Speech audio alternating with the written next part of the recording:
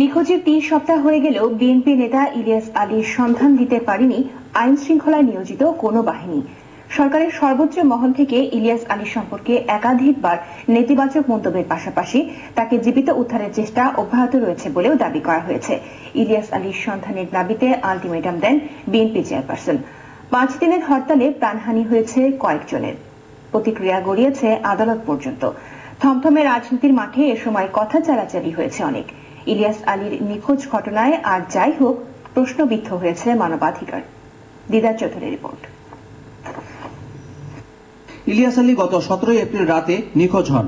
তার পরিবারের পক্ষ থেকে দাবি করা হয়, বনানী এলাকা থেকে ইলিয়াস আলী ও তার ড্রাইভার আনসারকে কে বা কারা তুলে নিয়ে যায়। বললাম যে গাড়িটা কোথা থেকে পেয়েছেন? ওনারা বললো যে ওই যে 2 নম্বর রোডের মাথায় সাউথ পয়েন্ট স্কুলের সামনে গাড়িটা পড়েছিল। ঘটনার পরদিন এনটিভির অনুসন্ধানে এমন দাবির সপক্ষে প্রমাণও কিছুটা পাওয়া যায়। কি দেখছিলেন? দুইটা পুলিশের গাড়ি, একটা প্রাইভেট কার।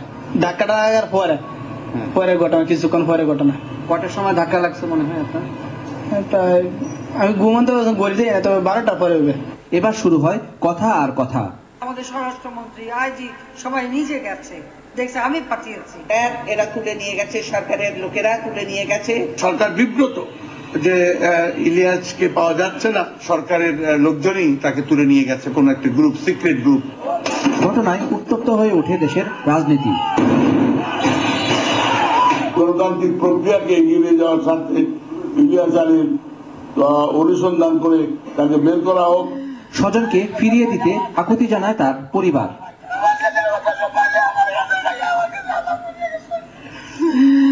এ অবস্থায় ইলিয়াসকে জীবিত উদ্ধারের আশ্বাস শোনা যায় ক্ষমতাসীন দলের পক্ষ থেকে।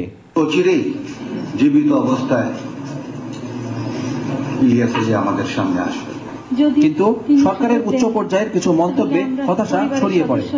গুম হওয়ার ইতিহাস তো এই একবারই না, এই নেতাই এই গত বছরও গুম ছিল। এই দুর্ভাগ্যজনক মন্তব্য ও হুমকির কারণে প্রশাসন ও আইন শৃঙ্খলা বাহিনীর মনোভাব পুরোপুরি পাল্টে যায়। ইলিয়াস আলী সাহেবের যে স্ত্রী, বিধবা স্ত্রী, আমি বলতে চাই যে আপনি আপনার স্বামীর প্রকৃত খুনি কে এটার আপনার মনও জানে। স্বামীর অমঙ্গল আশঙ্কায় স্ত্রী তাহসিনা রুজদির যান প্রধানমন্ত্রীর সাথে দেখা করতে। আমার কথা মনোযোগ দিয়ে শুনেছেন, উনি সর্বপ্রকার উনি চেষ্টা করবেন, সেটাই আমাকে বলেছে। পুরো ঘটনার মানবিক দিকটি নিয়ে উদ্বিগ্ন সংশ্লিষ্টরা।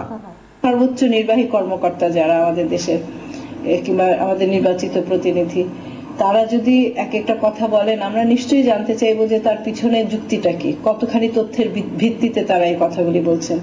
যে নিছক একজন আরেকজনকে জব্দ করার জন্য এক একটা কথা আমরা বলছি, কিংবা নিজের দায়িত্ব এড়িয়ে যাওয়ার জন্য আমরা কথাগুলি বলছি, সেটা কিন্তু জাতির জন্য খুবই দুর্ভাগ্যজনক।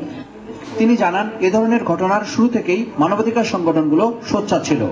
এটা যে হবে, এই ধরনের ঘটনা যে আরো ঘটবে, এটা কিন্তু বহু আগের থেকেই আমরা মানবাধিকার কর্মীরা বলে আসছিলাম, যখন আমরা উভয় দলের কাছ থেকেই তিরস্কৃত হয়েছি। এই ধরনের সংস্কৃতি প্রথমেই থামিয়ে দেওয়া উচিত। এটাকে চলতে দিলে, যে কোনো কারোর স্বার্থে চলতে দিলে নিজের স্বার্থ একসময় ক্ষুণ্ণ হতে বাধ্য। তবে রাষ্ট্রের কোনো নাগরিক হারিয়ে বা নিখোঁজ হলে তাকে খুঁজে বের করার দায়িত্ব সরকারের উপরই বর্তায় বলে মনে করেন অ্যাডভোকেট সুলতানা কামাল। দিদার চৌধুরী, এনটিভি নিউজ, ঢাকা।